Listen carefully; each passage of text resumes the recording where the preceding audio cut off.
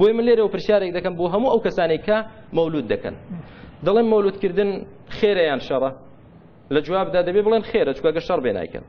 ئەو خێرە پێغەمبەری خوا زانی یا جاهل بوو پێی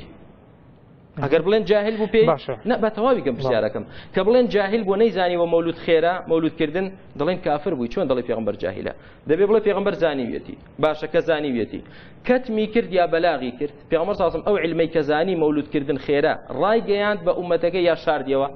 کە بڵێ شاردیەوە ئەوە کافر دەبێت چونکە پێغەمبەری خوا ئەدای ئەمانەی کردو و بەلاغی ریسالەی کردووە کە بژڵێ ڕایگەیاندوە درۆ دەکا چونکە هیچ بەڵگەیەکی لەسەر نییە باشە بەڵام لە دوای کەواتە قورئان و سنت هەردووشی خەتەرە بۆی زانایان هاتون عولەمایان هاتون هەندێک لە زانایان ئەم یادکردنەوەیان پێ باش بووە و تەئکیدیان لێ کردوێتەوە بۆ نمونە ئیبن حەجەری ئەسقەلانی پێی باشە عەبدولکەریم مودەڕیس کە باڵێن سەرۆکی زانایانی عێراقی بووە و کوردیشە و یادکردنەوەکەی پێ باشە هەروەها ئیمامی شافعیە فەرمی هەر شتێک باش بوو یعنی هەر شتێک باش بوو ئەمە شەرعیە قسەکەی ئیمام شافعی بۆ ڕاستکەمەوە ئیمام شافعی ڕەحمەتی خوا لێ بێ دەفەرمێ من استەحسەنە فەقەد شەڕع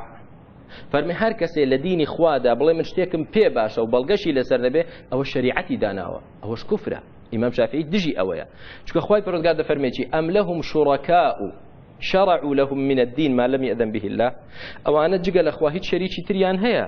شەرعێکیان بۆ دانێن جگە لەخوا کە خوا ئیزنی نەدابێ ئەمە خەتەرە تۆ پرسیاری جوانت کرد پێشتر وتت باشە دەکرێت نوێژی پێشم ناشری ئەمانە ئێستا ناشرین بوو نەنا یعنی بە شوێنی خۆیەتی ئایا ئەو 5 نوێژە دەکرێت بیکەینە 6 نەوەڵا ناکرێت بۆ ناکرێت چونکە شەرعی خوانیە و بەڵگەی لەسەر نییە بۆ دەکرێت من ڕۆژێک دیاری کەم لە ساڵێکدا بڵێم وڵا لەو ڕۆژەدا کاکە تایبەتە دەبێ چی بکەین شتێکین کە پێغەمبەر نەیکردووە نشی فەرموو بیکەن باشە من پرسیاری ئەوم لەسەر ئەوە بوو کە هەندێک شتەیە واجباتەکان بۆ کۆڵێ ئەوەی کە واجباتە لە ئیسلامە جیاکراوە و ئەوەی کە حەڵاڵە جیاکراتەوە حرامە جیاکراوەتەوە بەڵام هەندێک شت هەیە دەکرێت وەکو ئەو دکتۆری پێشتریش وتی هەندێک کار هەبووە کە لە شەرعا نەبووە بڵێن لە ئیسلامە نەبووە بەڵام کە پێغەمبەر درودی خوا لەسەر بێزانیوێتی باشە و ئەوە ئیقراری نەبووە طبیعی بووە ئێستاش ئێمە دەڵێن بۆمان بێنەوە کە لەسەر دەمی پێغەمبەری خوا صلی الله علیه و سلم شتە کرابێ و پێغەمبەری خوا ئیقراری لەسەر کردبێت تاوەکو بڵین باشە ئایا لەسەر دەمی پێغەمبەر مەولود کرا و پێغەمبەر بێدەنگ بێ بەباشی بزانێ خۆی وتی نەکراوە چی بۆ من باس کردووە دەڵێ لە چەند شتێکەنە زۆر مبارەکن وەکو شەوی قەدر شەوی قەدر بابە سوورەتی لەسەرە ئینا ئەنزەلناه فی لەیلة القەدر دەبێنە ئاەتێکم بۆ بێنەوە لەسەر مەولود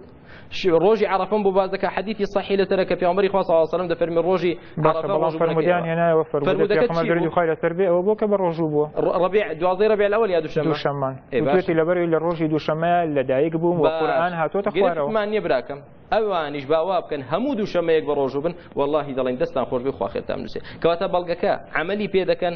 پێغەمبەر دەفەرمێ بە ڕۆژوو بووم خەڵکی ئەمڕۆ نان دەخوا لەو ڕۆژەدا دژی یەکن یان نا کەواتە بە ڕۆژوو بوونەکە طبیعیە نەک لە مانجی ڕەبیع الأول بە تایبەت لە هەموو ساڵەکەدا ئەگەر کەسێ هەر لەم ڕۆژەیە بۆی کرا مخالفی سنەتە پێغەمبەر وانە ناکە بۆی نەکرێ قەیناکە بەڵام سنە دەشێت بتوانی بیکەیت و تایبەتی نەشیکە تایبەتی کەیت ئەوە لێرەدا بێ شەرعیە